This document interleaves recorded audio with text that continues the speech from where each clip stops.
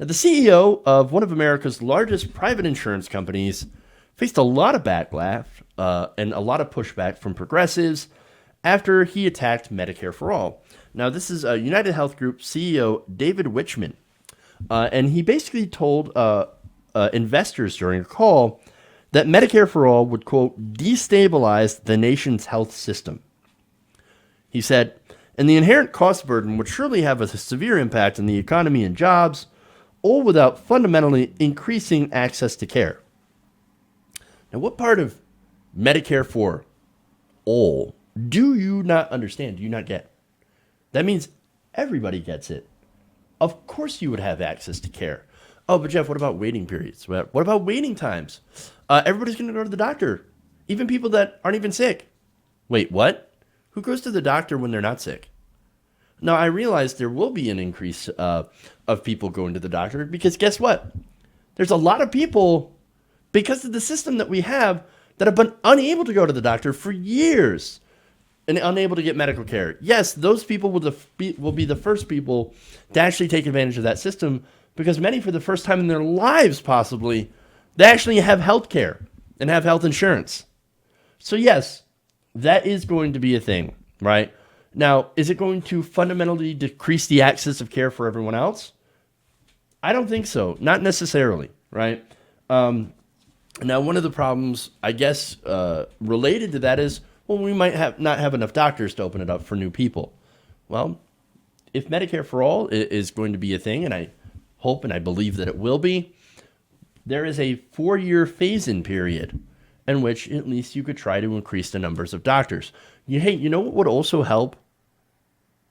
Maybe if we make medical school not so expensive. Maybe do like free college so that medical students don't have to pay so much. And also we could increase, for example, immigration visas for highly trained doctors from abroad. That could also work as well to temporarily alleviate that crisis or possible crisis, right? So, yes, there are issues with the implementation, but as far as destabilizing the nation's healthcare system, no. You know what? Our healthcare system is already unstable. Here we have a system where you have millions of people that don't have access to a doctor, or millions of people that, even though they have insurance, cannot see a doctor because of copays and deductibles that are too high for people to be able to afford. You don't think that's a disruption in the system? But to them, of course, working as intended. Now, look, let me read an article here from Common Dreams. They said, under the Medicare for All plans introduced in both the House and the Senate, every American would be guaranteed comprehensive health coverage. 2 studies released over the past year, including one from a Koch-funded think tank, showed single payer would result in trillions of dollars in savings compared to a current for-profit system. And now Senator Bernie Sanders said recently at his Fox News town hall, as usual, the insurance company CEO has got it backwards. Medicare for All stabilizes healthcare for people.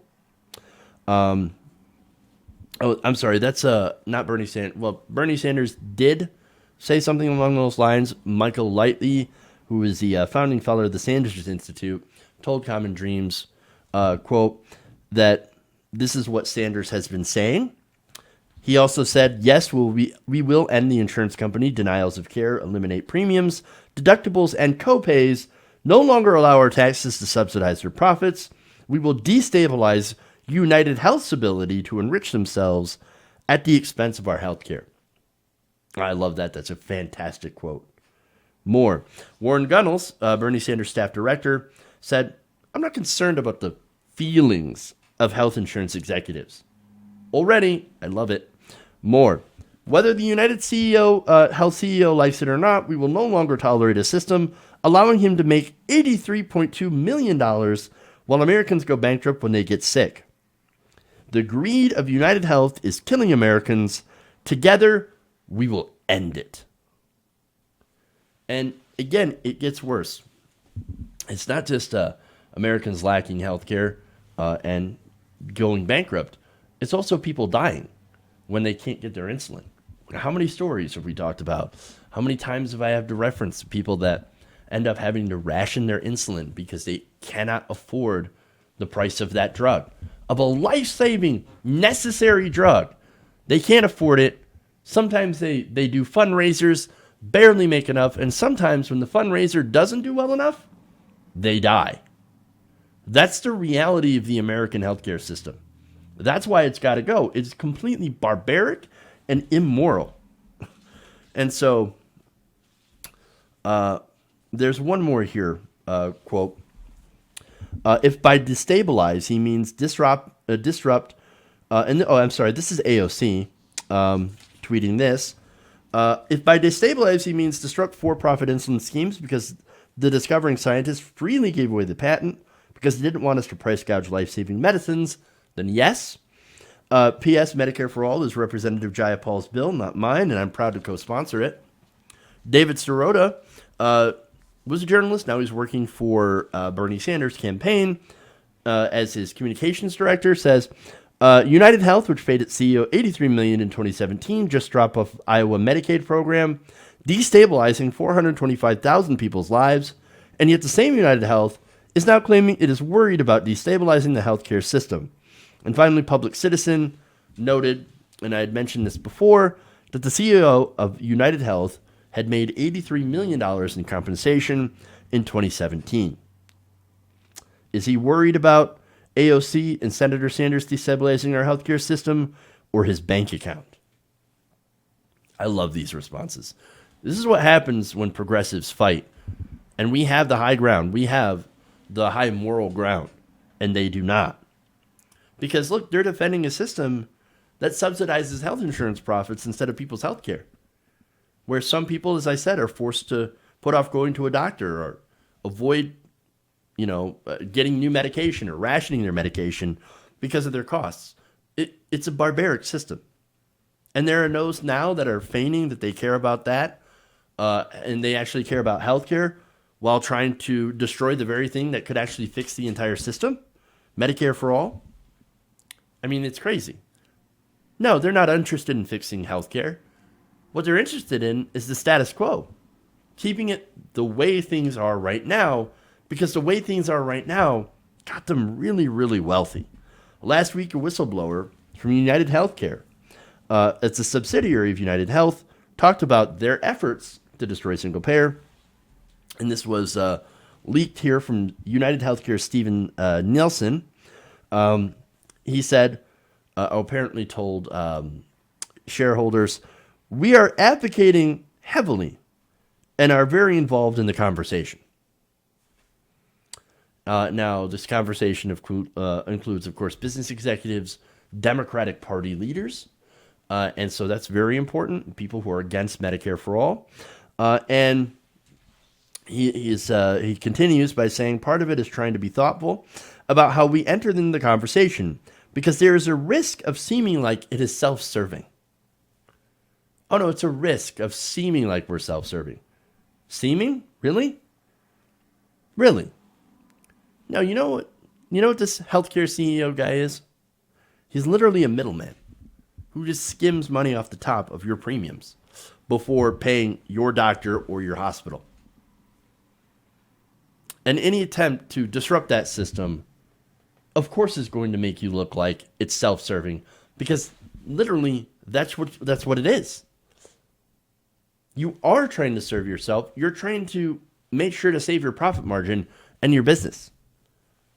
So, yeah, no, not buying it at all, right?